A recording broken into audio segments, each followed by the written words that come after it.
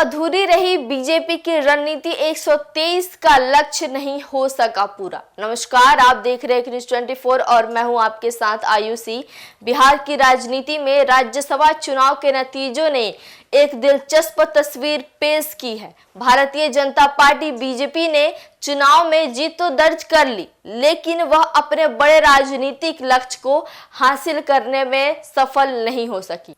जिस जादुई आंकड़े 123 पर टिकी थी, वह उससे पीछे रह गई। यही वजह है कि इस जीत के बावजूद बीजेपी के लिए यह परिणाम पूरी तरह संतोषजनक नहीं माना जा रहा है। दरअसल 123 का आंकड़ा बिहार विधानसभा में बहुमत की स्थिति को दर्शाता है। बीजेपी लंबे समय से इस आंकड़े को छूकर अपनी राजनीतिक स्थिति को और मजबूत करना चाहती थी, लेकिन मौजूदा समीकरणों में यह संभव नहीं हो पाया।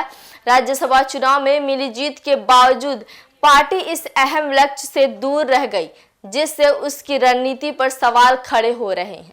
इस पूरे घटनाक्रम में जनता दल यूनाइटेड जदयू की भूमिका एक बार फिर निर्णायक रूप में सामने आई है। जदयू ने यह स्पष्ट संकेत दिया है कि बिहार की सत्ता में उसकी मौजूदगी बेहद अहम है और उसके बिना सरकार का संतुलन बनाना आसान नहीं है। इस चुनाव के नतीजे ने यह भी साबित कर दिया कि एनडीए के भीतर जेडीयू की ताकत अब भी कायम है। राजनीतिक विश्लेषकों का मानना है कि बीजेपी की यह स्थिति उससे गठबंधन राजनीति की वास्तविकता का एहसास कराती है।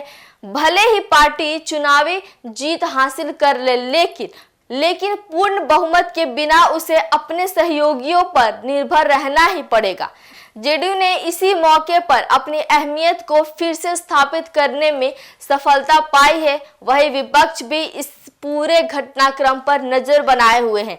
विपक्षी दल इसे बीजेपी की रणनीतिक कमजोरी के तौर पर देख रहे हैं और आने वाले समय में इसे एक मुद्दे के रूप में उठा सकते हैं। इसे बिहार की राजनीति में आने वाले दिनों में और अधिक हलचल देखने को मिल सकती है। कुल मिलाकर राज्यसभा चुनाव के नतीजों ने यह साफ कर दिया कि बिहार की राजनीति में सिर्फ जीत ही सब कुछ नहीं होती, बल्कि सत्ता के समीकरण और सहयोगियों की भूमिका भी उतनी ही महत्वपूर्ण होती है। बीजेपी के लिए यह परिणाम एक सीख की तरह है, वही जेडीयू के लिए अपनी ताकत दिखाने का एक और मौका साबित हुआ है। तो ऐसे ही तमाम खबर देखने के लिए जुड़े रहिए एक न्यूज़ 24 के साथ।